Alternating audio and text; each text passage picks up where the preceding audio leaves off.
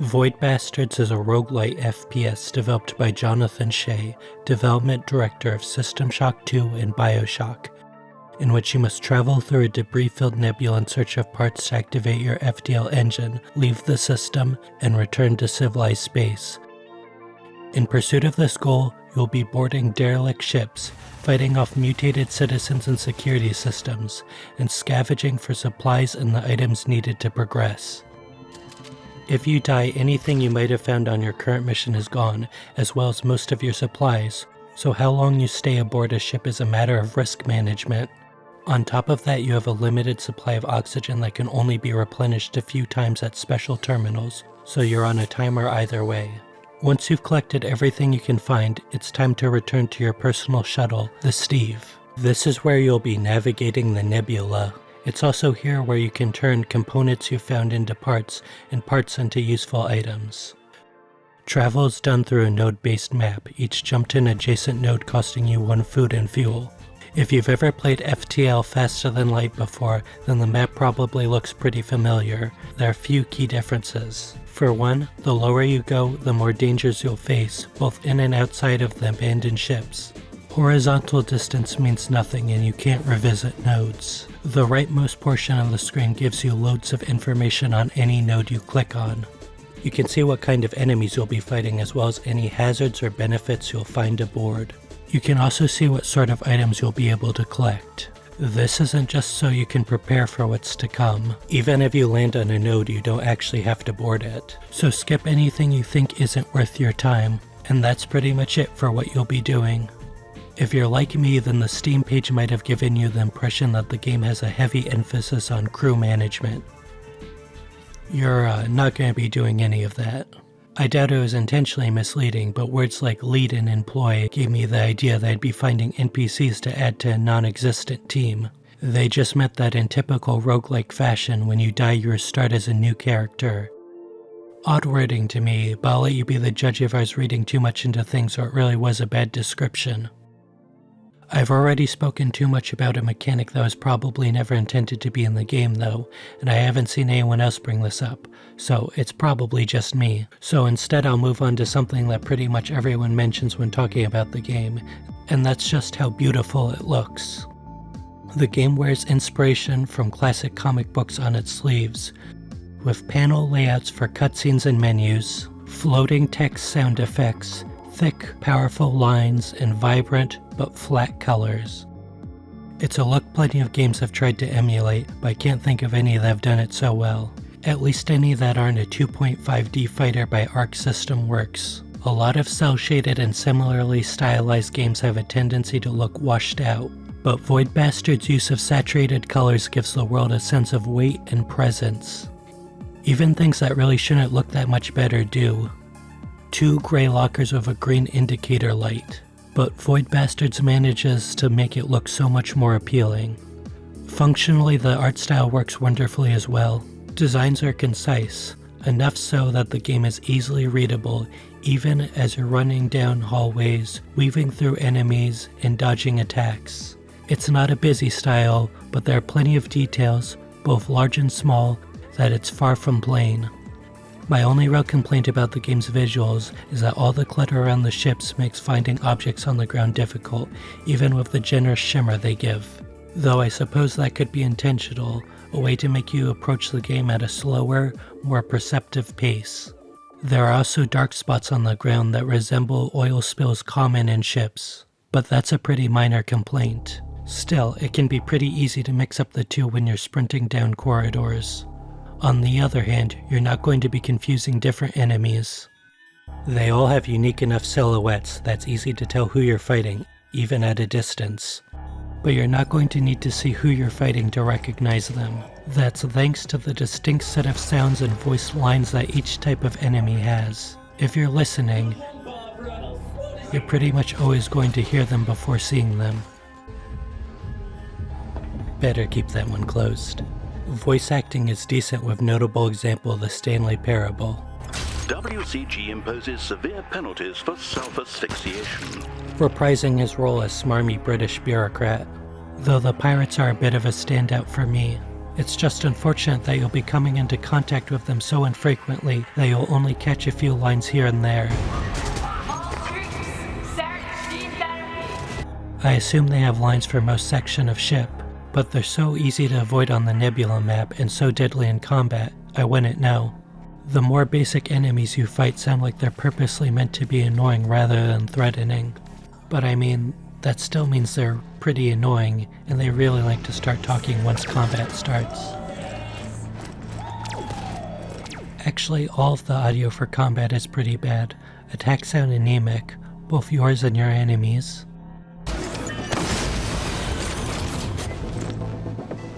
Enemies explode with a moist, squishy plop that's more comedic than triumphant.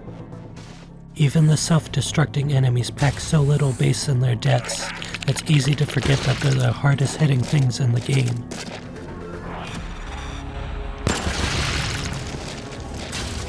That just doesn't sell how cool lining that out felt. And the music is just deflating. It constantly teeters between forgettable and kind of comedic. I guess the best word for it is underwhelming, incredibly so. Well, there is one really great track.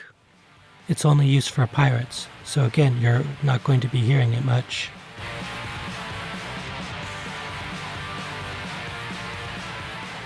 But when you're not fighting, the game has some great sound design. Just walking down empty corridors, an ambient track accompanying your heavy footsteps, strained breathing, and the quiet hum of machinery. The laid-back audio complementing the amazing visuals. This is the game at its absolute best.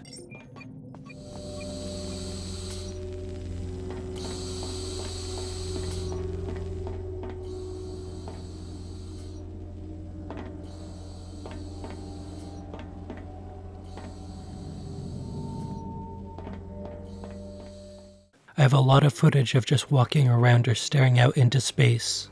Saying that looking at windows was my favorite part might not be a very good sign. I really hate to say this, but it's all downhill from here, and it's not going to be a very gentle slope. It's not just the audio that takes a hit once the combat starts, it's the game as a whole. I've been trying to figure out how to describe combat, and the best I've come up with is, it plays like the early stages of an immersive sim, you know, when both you and your enemies are too ineffectual for combat to be exciting. The weapons are about as weak as they sound. Both you and your enemies have so much health that combat is less a threat of death and more attacks on your ammunition. Even if some enemies weren't such damage sponges, your weapons are so inaccurate it wouldn't matter much anyway. You know how there's a myth about bullets vanishing in Stalker? Well, I really couldn't tell you if this was a bug or it landed on the tiny section of reticle that wasn't on the giant head. The footage makes it look like the former, and playing this game, it wouldn't really surprise me if this is a pretty common occurrence. Don't worry though, it's not just you who can't shoot. Enemies feel more like obstacles than legitimate threats. Even on harder difficulties, the average mutated citizen isn't going to provide much of a challenge.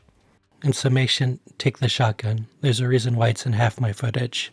It still feels underwhelming, but it's probably your most effective weapon throughout the game. So, combat's pretty rough, but what about stealth?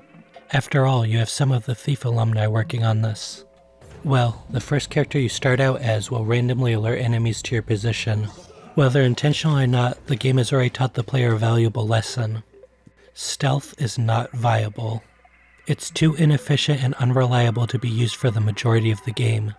Every once in a while, the stars will align and you'll be able to avoid a fight by sneaking around. But most of the time, attempting stealth will put you in a worse place than if you never tried. It's not just that. Okay, I was out in the open for a bit and the enemy became partially alerted. But this time I was further away, hidden behind line of sight blocking objects, and spotted immediately. Why? The bigger guy is stronger, so maybe he's more hostile and he has better vision. But that seems counterintuitive from a gameplay standpoint. Wouldn't you want the more deadly opponent to be the one you could sneak past? Not the second weakest thing in the game? Creating a risk-reward trade-off? Is this just the game being inconsistent, or is this intentional? I really can't tell. The maps aren't really designed for stealth anyway. You're going to be walking through a lot of narrow hallways with plenty of enemies moving about. They move too erratically to predict, and the only stealth-friendly weapon you have is an underpowered poison dart gun. On top of that, as I mentioned before, you're on a timer. And not just that, plenty of ships will have spawners. You're incentivized not to go slow. Okay, so gunplay is boring, and stealth is unreliable at best, but the game bills itself as a strategy shooter, and in that regard it fares a little better. For one, certain enemies will be more susceptible to certain weapons, and because you know who will be aboard in advance, you can bring the right tool for the job. You can close and lock doors, stopping most enemies in their tracks. This is a useful way to stop spawners from flooding ships. And there's a proximity mine? You can even shoot it to take out sentry turrets from a safe angle. You can also jettison enemies into space if they're in a very specific spot on certain ships. And there's also another ship hazard that does damage over time late in the game. Okay, that's about it. This isn't the Macaulay Culkin simulator you've been waiting for. There just isn't enough depth to support it. And your option for gear is pretty bog standard. Weapons don't synergize in unique or interesting ways, and you're limited to one weapon from each of the 3 categories. So there's not a lot of room to get creative with. There's a good idea here, but it's shallow and unfinished as is. There's a lot that could have been done to make this feel like a core gameplay element. Hell, even BioShock made the electric weapon a tripline. So, what's the best way to play the game then? Running and ignoring everything in your way. As mentioned, enemies are inaccurate and ineffectual, so you're not in danger, and you're on a timer, so the game already pushes this kind of pace. You're even conserving ammo you might actually need. To be honest, by the end of the game, I was just sprinting past every fight. This footage is the final level. This wasn't a tense moment either. I was just sprinting to the finish line.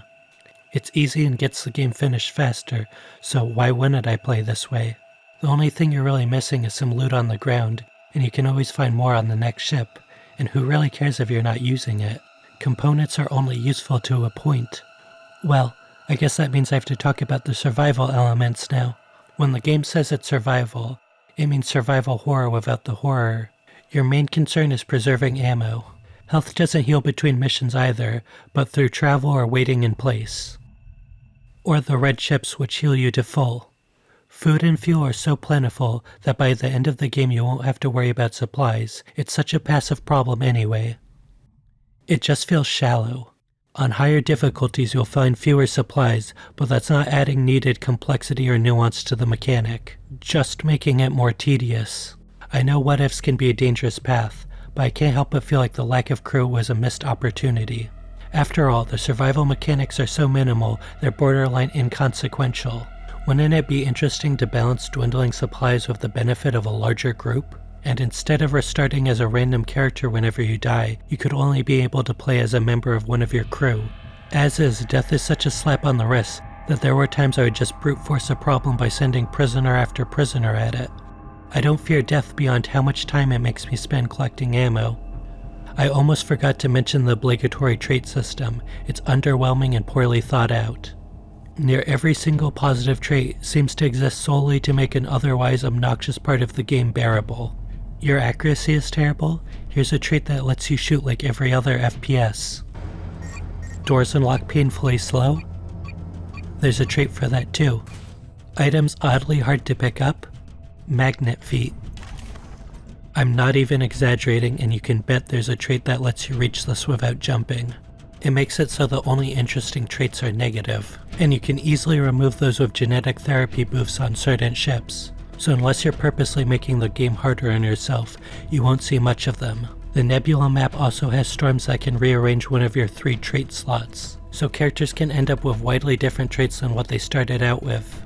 This impermanence leaves every character feeling identical, which seems like the opposite of intended effect of a trait system. Characters are interchangeable, so why would I care if one dies or not? I know this has been a really negative review, and I mean, it's not like I went into this hoping to be overly harsh. But I haven't even gotten to the worst part yet. Even if you enjoy the game despite all of its issues, you're probably not going to for long. This is a tedious game. I know that's kind of a gimme for roguelites, but Void Bastards takes the gold in repetition. Before an hour into the game you'll have seen all but 2 unique, non-palette swapped enemies, and you'll have seen most ship variants. Even with procedural generation, Every ship of the same class is near identical. You could have easily made the highest tier shotgun by this point as well. This is a 10-hour game. What little content there is has been stretched to the breaking point. Exacerbating this problem is the humor. The game employs two kinds of jokes. One, that there's an extra step you needed to take to leave the nebula all along. And two, where a thin veneer of cutesy corporate speak hides that there's actually something sinister. Both these brands of humor share a theme of things being worse than their initial appearance suggests, which is a pretty apt metaphor for a game as visually appealing but boring as this. I'm not a huge fan of the humor, but I could understand if you are, but the former kind of joke accentuates a far larger problem. There is minimal sense of progression, both narratively and mechanically. Each time you get an item that should advance the story, you're sent back to square one for humorous effect. A good story could hide how little progression there really is, but this joke repeated ad nauseum has the opposite effect. By telling you that you're no closer to your goal than before, the joke only serves to highlight how repetitive and prolonged the game is. It's all the fun of waiting in line at the DMV, just to get told once you reach the end that you needed to be in a different line this whole time. And I get that it's intentional, it's a critique of corporate bureaucracy, but that doesn't make it any less tedious. It was funny the first time it happened, but please let me feel like I'm making headway. This is starting to feel Kafka-esque.